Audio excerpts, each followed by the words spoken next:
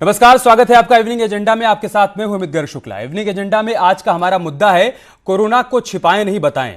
यह मुद्दा इसलिए क्योंकि एक तरफ पूरी दुनिया कोरोना से निपटने की लड़ाई लड़ रही है, भारत सरकार भी कोरोना से जंग जीतने के लिए सभी जरूरी कदम उठा रही है, लेकिन इन सब के बीच कुछ लोग ऐसे भी हैं जो कोरोना संक्रमित होने की बात को छिपा रहे हैं और खुद के साथ साथ दूसरों की जान भी खतरे में डाल रहे हैं। ऐसे मामलों से कैसे निपटा जाए, इसी मुद्दे पर हम चर्चा करेंगे, लेकिन उससे पहले एक छोटी सी रिपोर्ट देख लेते हैं।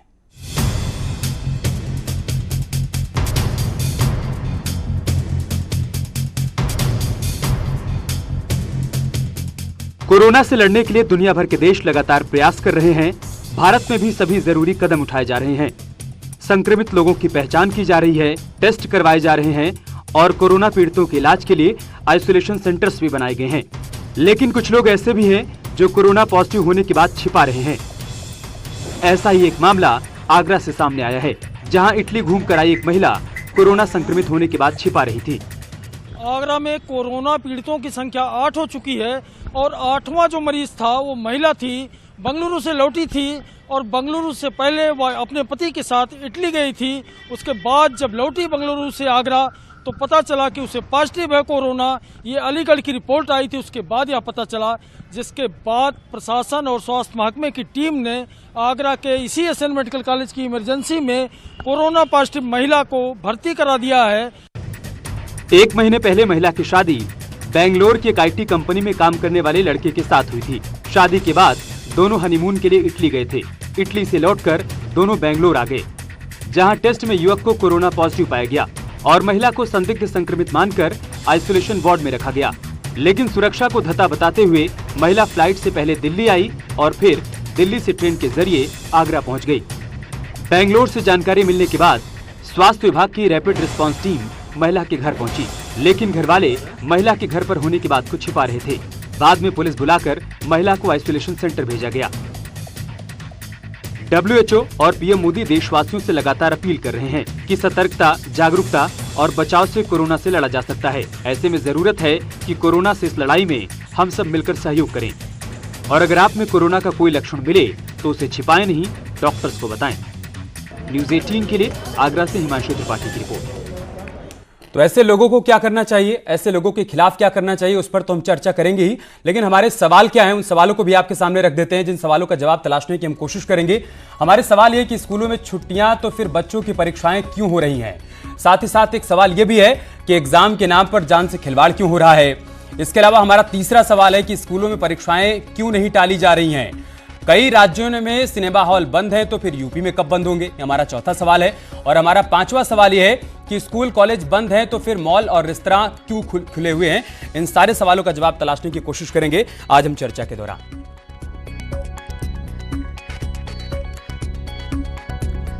और चर्चा के लिए हमारे साथ खास मेहमान भी जुड़ चुके हैं। हमारे साथ डॉक्टर निमी रस्तोगी जुड़ चुकी हैं, आप स्त्री रोग विशेषज्ञ हैं।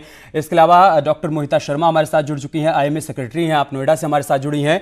और डॉक्टर SNS यादव हमारे साथ जुड़ चुके हैं, आप पूर्व CMO हैं, नोएडा से हमारे साथ जुड़े हुए हैं, लखनऊ से जुड़े हैं। इसके अलावा आगरा से हमारे संवाददाता हिमांशु त्रिपाठी भी हमारे साथ जुड़ चुके हैं। हिमांशु, चर्चा की शुरुआत करें उससे पहले मैं आपके पास आऊँगा। थोड़ा बताइए कि कैसे इस केस के बारे में जानकारी मिली और क्यों घर वाले इस बात को छिपा रहे थे कि वो महिला कोरोना से संक्रमित है।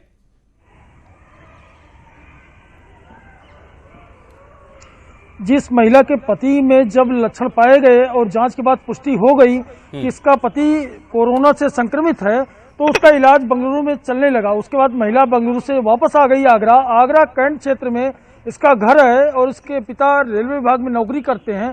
तो कल जब यहाँ की टीम पहुंची, चूंकि ऊपर से जानकारी आ गई थी, पूरा भारत सरकार और यूपी सरकार लगातार मॉनिटरिंग कर रही है, तो ऐसे में तुरंत जानकारियां एक दूसरे से आदान प्रदान की जाती हैं।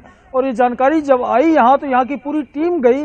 उस महिला को पहले एक दिन जिला अस्पताल में लाया गया, उसके बाद महिला जिद पर अड़ी रही घर जाने को, तो महिला घर चली गई अपने, यानी कैंट में जो उसका घर है उसके पिता का, वहां चली गई। बाद में जब अलीगढ़ लैब की रिपोर्ट आई और महिला को पॉजिटिव बताया गया, उसके बाद प्रशासन की टीम एक CMO के साथ गए वहां और 3 घंटे तक टीम मशक्कत करती रही, पूछती रही। लगातार उनके घर से यही कहा गया कि महिला घर पे नहीं है, दिल्ली गई है। पास पड़ोस के रहने वालों ने बताया कि महिला यहीं पर है।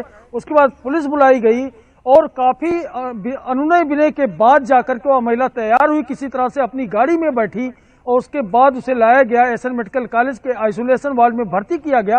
अभी भी वह महिला आइसोलेशन वार्ड में भर्ती है और उसकी लखनऊ की रिपोर्ट भी आ चुकी है, वह भी पॉजिटिव है। अब पुणे की फाइनल रिपोर्ट का इंतजार किया जा रहा है कि उस रिपोर्ट का। लेकिन सबसे बड़ी बात है कि आखिर लगातार केंद्र सरकार, प्रदेश सरकार जब हमारे आपके सबके स्वास्थ्य के प्रति चिंतित है तो जो मरीज हैं जिनमें लक्षण है उनको खुद अपनी चिंता करनी चाहिए। और इसके अलावा आइसोलेशन वार्ड में जब मरीज भर्ती होता है तो पूरी दुनिया से नहीं कटता है, उसके पास मोबाइल दिया जाता है, मोबाइल की सुविधा है इस महिला के पास भी। और इस बात को डॉक्टर एसएन यादव, भारत सरकार भी लोगों से यही कह रही है, हम भी लगातार लोगों से यही कह रहे हैं कि डरने की जरूरत नहीं है, जागरूक होने की जरूरत है। और अगर आपको लगता है कि आप कोरोना से संक्रमित हैं तो आप डॉक्टर को बताएं, छिपाएं नहीं। लेकिन उसके बावजूद अगर कुछ लोग ऐसा कर रहे हैं तो क्या किया जाए सर? नहीं, ये देखिए, इसमें तो पहले तो हम उस पर प्रॉपर काउंसलिंग करके समझाएंगे कि केवल आप बचें, खुद भी बचें और दूसरों को कैसे बचाएं। जब आप खुद बच गई हैं, आप दूसरों को रोक देंगी तो ये तो गलत बात है। दूसरा का यह है कि अगर इस समझाने पर भी न माने तो कानून है, नियम कानून है, एपिडेमिक एक्ट ऑलरेडी लागू हो चुका है, बहुत सारे देशों में मेडिकल इमरजेंसी है, इंडिया में भी कर दिया गया है, यहाँ कोरोना एक आपदा घोषित की जा चुकी है। तो इसमें तो एक्ट के तहत जो लीगल कार्रवाई है उसके थ्रू करके उसको रखा जाए। दूसरा का हमारा एक और सजेशन है ये कि जो हमारे जो बाहर के आ रहे हैं प्लेन से या उससे दूसरे देशों से आ रहे हैं, तो जो हम लोग थोड़ा वार्ड जो बनावें वो कायदे के बनाएं, जो आइसोलेशन वार्ड हो वो सेपरेट रूम, टॉयलेट वगैरह कायदे का थोड़ा सा होना चाहिए। क्योंकि हमने देखा बहुत से जगहों पर that is not up to the mark. तो अगर हम कायदे की सुविधाएं देंगे, सब देंगे, तो बिल्कुल तैयार हो जाना चाहिए। और नहीं तो नियमानुसार जो कार्रवाई, जो लॉ कहेगा उसके हिसाब कार्रवाई होगी एक्ट के तहत में। ठीक है, उम्मीद करते हैं कि सरकार आपकी बात को सुन रही होगी सर, और वो इंतजाम किए जाएंगे जो अभी तक पूरे नहीं हो पाए हैं। डॉक्टर निम्मी रस्तोगी, मैं आपके पास आऊंगा। मैम, ऐसा क्यों हो रहा है कि लगातार लोगों को समझाया जा रहा है, जागरूक किया जा रहा है कि भाई डरिए मत, डराइए मत, आप घबराइए मत। अगर आपको लगता है कि आपके भीतर कोरोना के सिम्टम्स हैं तो आप डॉक्टर के पास जाइए, उससे सलाह लीजिए। उसके बाद आप जो आइसोलेशन सेंटर्स बनाए गए हैं वहां जाकर अपना टेस्ट करवा सकते हैं। किसी प्रकार से डरने की जरूरत नहीं है। फिर इस तरीके का माहौल क्यों है? क्यों लोगों को लग रहा है कि कोरोना हो गया तो अब जिंदगी बचना मुश्किल है, तो उसको छिपाया जा रहा है? देखिए, देश बहुत ही मुश्किल दौर से गुजर रहा है और हर एक इंसान को ये सोचना चाहिए कि उसको सेल्फिश नहीं बनना है, क्योंकि ये सिर्फ आपके बारे में नहीं है। अगर आपको ये वायरस हो जाता है तो हो सकता है आप इससे जूझ लें, आपकी इम्यूनिटी अच्छी है और आप इससे बिल्कुल ठीक ठाक होकर निकल जाएं। लेकिन अगर आपके जरिए वो वायरस कम्युनिटी में फैलता है और उन लोगों तक पहुंचता है जिनकी इम्यूनिटी लो है या जो कमजोर हैं या जो बहुत वल्नरेबल हैं और उनकी मौत हो जाती है, तो इसकी पूरी जिम्मेदारी आप तक होगी।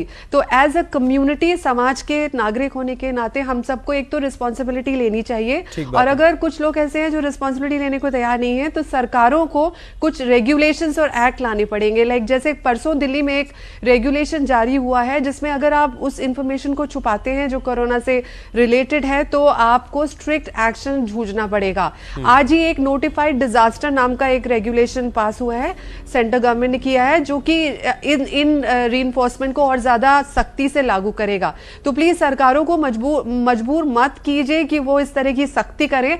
आप खुद नागरिक के तौर पे जिम्मेदारी लीजिए, क्योंकि आपके बारे में नहीं है, ये पूरे समाज के बारे में है।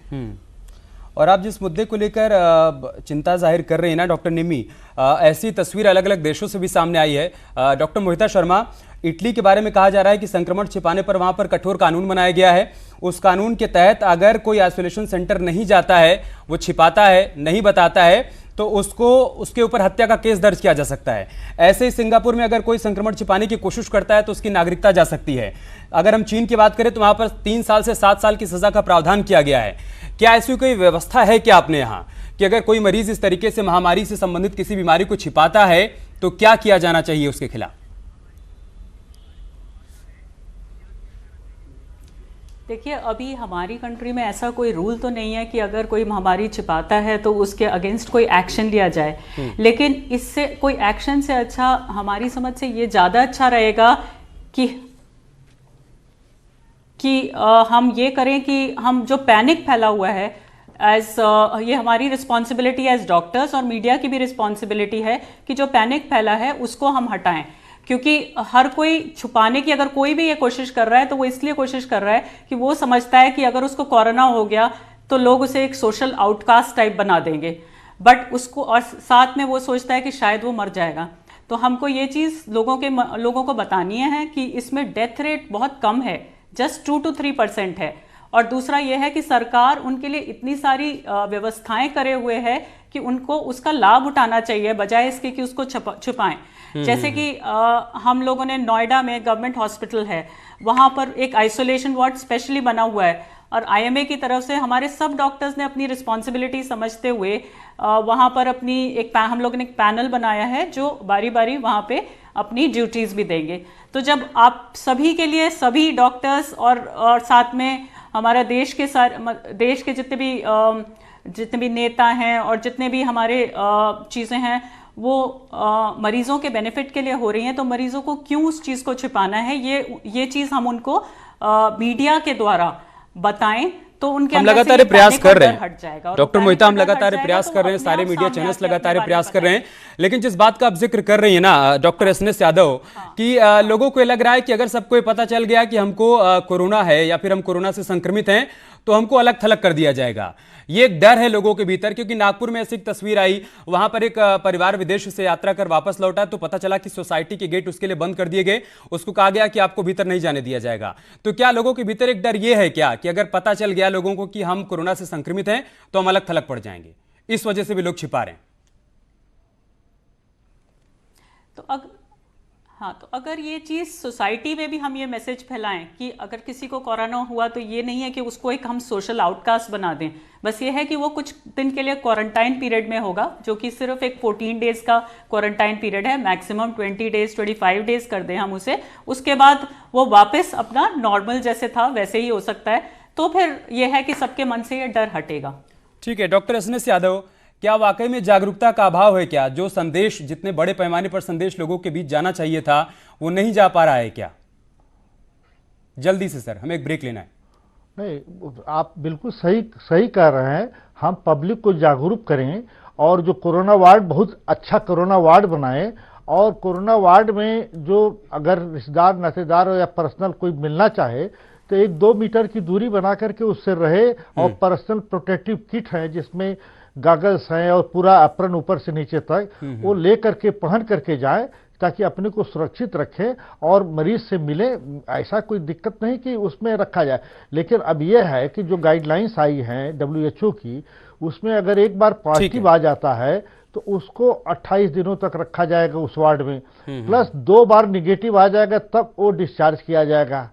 तो हम चर्चा इस बात पर कर रहे हैं कि कोरोना को छिपाएं नहीं बल्कि बताएं, डॉक्टर के पास जाएं और वक्त रहते अपना टेस्ट करवाएं। लेकिन साथ ही साथ हम कुछ सवाल भी उठा रहे हैं। सवाल ये उठा रहे हैं कि स्कूलों में छुट्टियां हैं तो फिर बच्चों की परीक्षाएं क्यों हो रही हैं? डॉक्टर निमी, यही बात मैं आपसे समझने की कोशिश करूंगा कि अगर सरकार को ये लग रहा है कि स्कूलों में छुट्टी कर देनी चाहिए तो फिर सरकार ये क्यों नहीं समझ पा रही कि छुट्टी अगर कर दी गई है तो फिर परीक्षाओं को भी टाल दिया जाए? क्या जिंदगी से बढ़कर परीक्षाएं हैं क्या? देखिए, सरकारें हर संभव कोशिश करें कि सोशल डिस्टेंसिंग मेंटेन की जाए ताकि इंसान से इंसान में जो ये वायरस फैल रहा है उसको रोका जा सके। उस सिलसिले में बहुत सारी स्टेट सरकारों ने, क्योंकि मैं दिल्ली से हूँ तो बता सकती हूँ कि यहाँ पर स्कूल और कॉलेजेस बंद हैं, यहाँ पर स्पोर्टिंग इवेंट्स कैंसिल कर दी गए हैं, यहाँ पर सिनेमा हॉल्स क्लोज्ड है। तो मेरे ख्याल से बाकी सरकारों को भी इससे थोड़ा सा लेना चाहिए लेसन कि हम इसको अभी तो कम कर सकते हैं, रोक सकते हैं, क्योंकि अभी हम कैटेगरी 2 में हैं। लेकिन अगर ये फैल जाता है और कैस्केडिंग इफेक्ट की वजह से ये बहुत सारे लोगों में होता है तो फिर इसको कंटेन करना बहुत मुश्किल हो जाएगा। और जिस तरह की लैक ऑफ सोशल अकाउंटेबिलिटी हमने लोगों में देखी है, पढ़े लिखे लोगों में। डॉक्टर मोहिता, जो बात डॉक्टर निमी कह रही है कि अगर दिल्ली में हो सकता है, हरियाणा में हो सकता है, राजस्थान में हो सकता है कि वहां पर न सिर्फ स्कूल बंद किए गए, वहां पर परीक्षाओं को भी टाल दिया गया, तो फिर यूपी में क्यों नहीं हो रहा है? क्या IMA ये सलाह, ये सुझाव देगा क्या सरकार को कि फिलहाल के लिए परीक्षाओं को भी टाल दिया जाए? आइडियली ये होना चाहिए कि यूपी में भी परीक्षाओं को टाल देना चाहिए। ऐसा माना जा रहा है क्योंकि बच्चों में कि ये कोरोना से वो ज़्यादा अफेक्ट नहीं होते हैं, कोई केसेस ऐसे मिले नहीं हैं, एंड किसी में कोई डेथ नहीं हुई किसी बच्चे में, तो शायद इसलिए सरकार इस बात को बहुत ज़्यादा सीरियसली बच्चों के मामले में न ले रही हो। बट बच्चों को चाहे सिम्टम्स ना होते हों, लेकिन बच्चे कैरियर्स हो सकते हैं। ऐसे केसेस देखे गए हैं जहां बच्चे में वायरल लोड था लेकिन सिम्टम नहीं था। तो अगर बच्चा कैरियर होगा तो बच्चा भी स्प्रेड कर सकता है। मान लो बच्चा कहीं अपने पेरेंट्स के साथ बाहर घूमने गया हो, ठीक है ना, या किसी के कांटेक्ट में आया हो जिसको कोरोना हो, तो बच्चा भी एक कैरियर हो सकता है जो स्प्रेड कर सकता है। तो हमारी तरफ से ठीक है, हमारे पास आखिरी के 1 मिनट है। हिमांशु, जल्दी से बता दीजिए कि अभी सरकार की तरफ से सिनेमा हॉल या फिर रेस्तरां को बंद करने का कोई आदेश तो नहीं आया है कि, लेकिन क्या लोग स्वतः संज्ञान ले रहे हैं? क्या लोगों को ये लग रहा है, समझ में आ रहा है क्या कि भीड़ भाड़ वाली जगहों पर जाने से बचा जाए? आगरा में ऐसी कोई तस्वीर? जी बिल्कुल माल में सन्नाटा है और स्विमिंग पूल पर प्रतिबंध डीएम ने लगा दिया है आज। लेकिन दो बातें बहुत जरूरी है बताना। एक तो ये बहुत क्लोज जब रिलेशन होता तभी हो रहा है कोरोना। जिस परिवार में सबसे पहले 5 मरीज पाए गए हैं, उनका ड्राइवर जो है लगातार उनके साथ रहा, उसको कोई नहीं नेगेटिव पाया गया है, और जो भी सदस्य हैं वो घर के ही पाए गए हैं। और साथ ही साथ अभी बात आई थी बच्चों को नहीं होता है, तो आगरा में जो डॉक्टर यादव, एक छोटी सी बात जो मैं आपसे समझना चाहूंगा, हर किसी के मन में सवाल है, कहा जा रहा है कि जब गर्मी बढ़ेगी, धूप बहुत ज्यादा होगी तो ये वायरस खत्म हो जाएगा, ऐसा है क्या सर? जल्दी से साफ कर दीजिए, हमें खत्म करना है।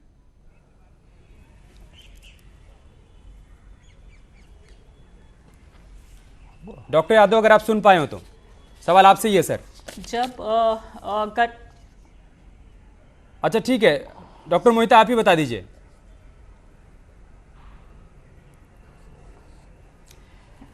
जब ऐसा पहले माना जा रहा था कि जैसे ही टेम्परेचर 24 या 25 डिग्री होगा और टेम्परेचर बढ़ेगा कि ये कोरोना वायरस मर जाएगा और हम सबको इससे छुटकारा मिल जाएगा, लेकिन काफी केसेस अब साउथ में भी देखे जा रहे हैं जहां पे इस समय टेम्परेचर कहीं कहीं पर 30-32 डिग्रीज भी था।